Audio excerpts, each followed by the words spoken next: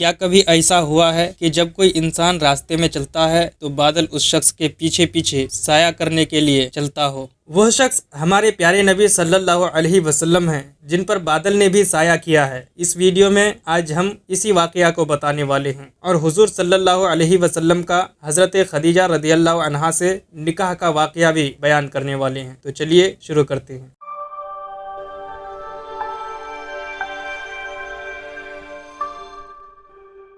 ملک شام کا دوسرا سفر۔ جب آپ کی عمر شریف تقریباً 25 سال کی ہو گئی تو آپ کی امانت و صداقت کا چرچا دور دور تک پہنچ چکا تھا۔ حضرت خدیجہ رضی اللہ عنہا مکہ کی ایک بہت ہی مالدار عورت تھی۔ ان کے شوہر کا انتقال ہو چکا تھا۔ ان کو ضرورت تھی کہ کوئی امانت دار آدمی مل جائے تو اس کے ساتھ اپنی تجارت کا مال و سامان ملک شام بھیجیں۔ چنانچہ ان کی نظر انتخاب نے اس کام کے لیے حضور صلی اللہ علیہ وسلم کو منتخب کیا اور کہلا بھیجا کہ آپ میرا مال تجارت لے کر ملک شام جائیں۔ جو معاوضہ میں دوسروں کو دیتی ہوں، آپ کی امانت و دیانت داری کی بنا پر میں آپ کو اس کا دوگنا دوں گی۔ حضور صلی اللہ علیہ وسلم نے ان کی درخواست منظور فرما لی اور تجارت کا مال و سامان لے کر ملک شام روانہ ہو گئے۔ اس سفر میں حضرت خدیجہ رضی اللہ عنہا نے اپنے ایک معتمد غلام میسرہ کو بھی آپ کے ساتھ روانہ کر دیا تاکہ وہ آپ کی خدمت کرتا رہے۔ جب آپ ملک شام کے مشہور شہر بصرہ کے بازار میں پہنچے تو وہاں نستورہ راہب کی خانقاہ کے قریب میں ٹھہرے۔ نستورہ میسرہ کو بہت پہلے سے جانتا پہچانتا تھا۔ حضور صلی اللہ علیہ وسلم کی صورت دیکھتے ہی نستورہ میسرہ کے پاس آیا اور دریافت کیا کہ اے میسرہ، یہ کون شخص ہے جو اس درخت کے نیچے اتر پڑے ہیں؟ میسرہ نے جواب دیا کہ یہ مکہ کے رہنے والے ہیں اور خاندان بنو ہاشم کے چشم و چراغ ہیں۔ ان کا نام نامی محمد اور لقب امین ہے۔ نستورہ نے کہا کہ سوائے نبی کے اس درخت کے نیچے آج تک کبھی کوئی نہیں اترا، اس لیے مجھے یقین کامل ہے کہ نبی آخر الزماں یہی ہیں، کیونکہ آخری نبی کی تمام نشانیاں جو میں نے تورات و انجیل میں پڑھی ہیں وہ سب میں ان میں دیکھ رہا ہوں۔ کاش میں اس وقت تک زندہ رہتا جب یہ اپنی نبوت کا اعلان کریں گے تو میں ان کی بھرپور مدد کرتا اور پوری جان نثاری کے ساتھ ان کی خدمت گزاری میں تمام عمر گزار دیتا۔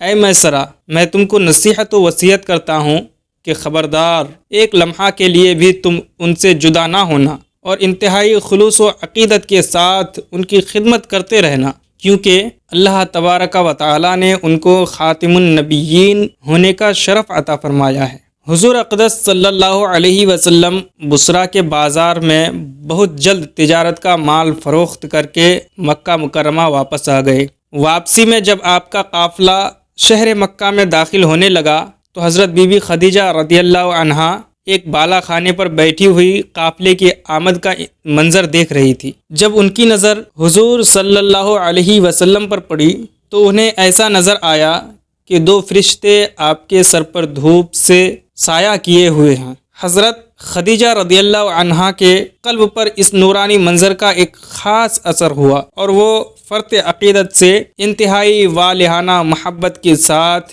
یہ حسین جلوہ دیکھتی رہیں۔ پھر اپنے غلام میسرہ سے انہوں نے کئی دن کے بعد اس کا ذکر کیا تو میسرہ نے بتایا کہ میں تو پورے سفر میں یہی منظر دیکھتا رہا ہوں اور اس کے علاوہ میں نے بہت سی عجیب و غریب باتوں کا مشاہدہ کیا ہے۔ پھر میسرہ نے نستورہ راہب کی گفتگو اور اس کی عقیدت و محبت کا تذکرہ بھی کیا۔ یہ سن کر حضرت بی بی خدیجہ رضی اللہ عنہا کو آپ سے بے پناہ قلبی تعلق اور بے حد عقیدت و محبت ہو گئی اور یہاں تک ان کا دل جھک گیا کہ انہیں آپ سے نکاح کی رغبت ہو گئی۔ نکاح۔ حضرت بی بی خدیجہ رضی اللہ عنہا مال و دولت کے ساتھ انتہائی شریف اور عفت مآب خاتون تھیں۔ اہل مکہ ان کی پاک دامنی اور پارسائی کی وجہ سے ان کو طاہرہ کہا کرتے تھے۔ ان کی عمر 40 سال کی ہو چکی تھی۔ پہلے ان کا نکاح ابو حالہ بن زرارہ تیمی سے ہوا تھا اور ان سے 2 لڑکے ہند بن ابو حالہ اور حالہ بن ابو حالہ پیدا ہو چکے تھے۔ پھر ابو حالہ کے انتقال کے بعد حضرت خدیجہ رضی اللہ عنہا نے دوسرا نکاح عتیق بن عابد مخزومی سے کیا۔ ان سے بھی 2 اولاد ہوئی، ایک لڑکا عبداللہ بن عتیق اور ایک لڑکی ہند بنت عتیق۔ حضرت خدیجہ کے دوسرے شوہر عتیق کا بھی انتقال ہو چکا تھا۔ بڑے بڑے سرداران قریش ان کے ساتھ عقد نکاح کے خواہش مند تھے، لیکن انہوں نے سب پیغاموں کو ٹھکرا دیا۔ حضور اقدس صلی اللہ علیہ وسلم کے پیغمبرانہ اخلاق و عادات کو دیکھ کر اور آپ کے حیرت انگیز حالات کو سن کر یہاں تک ان کا دل آپ کی طرف مائل ہو گیا کہ خود بخود ان کے قلب میں آپ سے نکاح کی رغبت پیدا ہو گئی۔ کہا تو بڑے بڑے مالداروں اور شہر مکہ کے سرداروں کے پیغاموں کو رد کر چکی تھی اور یہ طے کر چکی تھی کہ اب 40 برس کی عمر میں تیسرا نکاح نہیں کروں گی، اور کہاں خود ہی حضور صلی اللہ علیہ وسلم کی پھوپھی حضرت صفیہ کو بلایا، جو ان کے بھائی عوام بن خویلد کی بیوی تھی۔ ان سے حضور صلی اللہ علیہ وسلم کے کچھ ذاتی حالات کے بارے میں مزید معلومات حاصل کی۔ پھر نفیسہ بنت امیہ کے ذریعے خود ہی حضور صلی اللہ علیہ وسلم کے پاس نکاح کا پیغام بھیجا۔ مشہور امام سیرت محمد بن اسحاق نے لکھا ہے کہ اس رشتے کو پسند کرنے کی جو وجہ حضرت خدیجہ رضی اللہ عنہا نے خود حضور صلی اللہ علیہ وسلم سے بیان کی ہے، وہ خود ان کے الفاظ میں یہ ہے: میں نے آپ کے اچھے اخلاق اور آپ کی سچائی کی وجہ سے آپ کو پسند کیا۔ حضور صلی اللہ علیہ وسلم نے اس رشتے کو اپنے چچا ابو طالب اور خاندان کے دوسرے بڑے بوڑھوں کے سامنے پیش فرمایا۔ بھلا حضرت خدیجہ جیسی پاک دامن، شریف، عقل مند اور مالدار عورت سے شادی کرنے کو کون نہ کہتا۔ سارے خاندان والوں نے نہایت خوشی کے ساتھ اس رشتے کو منظور کر لیا اور نکاح کی تاریخ مقرر ہوئی، اور حضور صلی اللہ علیہ وسلم حضرت حمزہ رضی اللہ عنہ اور ابو طالب وغیرہ اپنے چچاؤں اور خاندان کے دوسرے افراد اور شرفائے بنی ہاشم اور سرداران مضر کو اپنی بارات میں لے کر حضرت بی بی خدیجہ رضی اللہ عنہا کے مکان پر تشریف لے گئے اور نکاح ہوا۔ اس نکاح کے وقت ابو طالب نے نہایت ہی فصیح و بلیغ خطبہ پڑھا۔ اس خطبے سے بہت اچھی طرح اس بات کا اندازہ ہو جاتا ہے کہ اعلان نبوت سے پہلے آپ کے خاندانی بڑے بوڑھوں کا آپ کے متعلق کیسا خیال تھا اور آپ کے اخلاق و عادات نے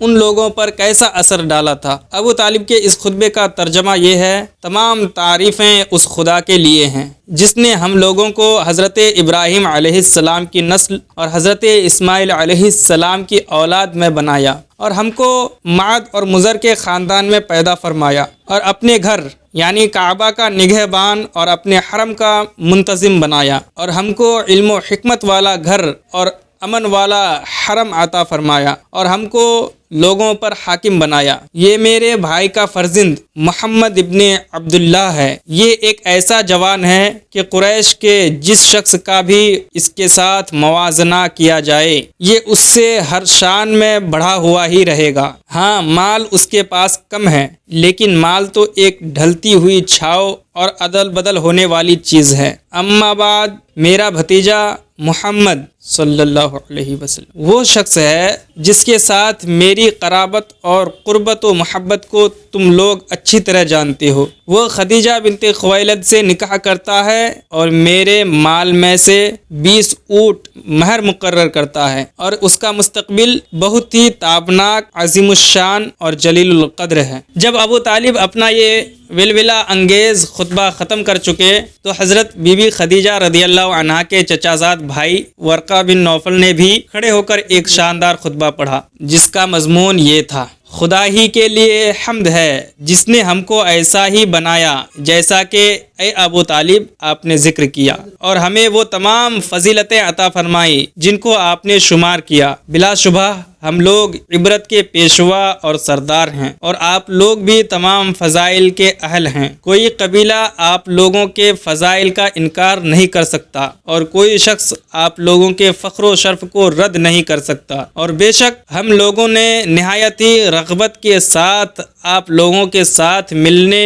اور رشتے میں شامل ہونے کو پسند کیا۔ لہٰذا اے قریش، تم گواہ رہو کہ خدیجہ بنت خویلد کو میں نے محمد ابن عبداللہ صلی اللہ علیہ وسلم کی زوجیت میں دیا 400 مسقال مہر کے بدلے۔ غرض حضرت بی بی خدیجہ رضی اللہ عنہا کے ساتھ حضور علیہ الصلاۃ والسلام کا نکاح ہو گیا اور حضور صلی اللہ علیہ وسلم کا خانہ معاشیت ازدواجی زندگی کے ساتھ آباد ہو گیا۔ حضرت بی بی خدیجہ رضی اللہ عنہا تقریباً 25 برس تک حضور صلی اللہ علیہ وسلم کی خدمت میں رہیں اور ان کی زندگی میں حضور صلی اللہ علیہ وسلم نے کوئی دوسرا نکاح نہیں فرمایا، اور حضور صلی اللہ علیہ وسلم کے ایک فرزند حضرت ابراہیم کے سوا باقی آپ کی تمام اولاد حضرت خدیجہ رضی اللہ عنہا کے بطن سے پیدا ہوئے، جن کا تفصیلی بیان انشاءاللہ آگے آئے گا۔ حضرت بی بی خدیجہ رضی اللہ عنہا نے اپنی ساری دولت حضور صلی اللہ علیہ وسلم کے قدموں پر قربان کر دی اور اپنی تمام عمر حضور صلی اللہ علیہ وسلم کی غم گساری اور خدمت گزاری میں نثار کر دی، جن کی تفصیل انشاءاللہ آنے والے ویڈیوز میں بیان کیا جائے گا۔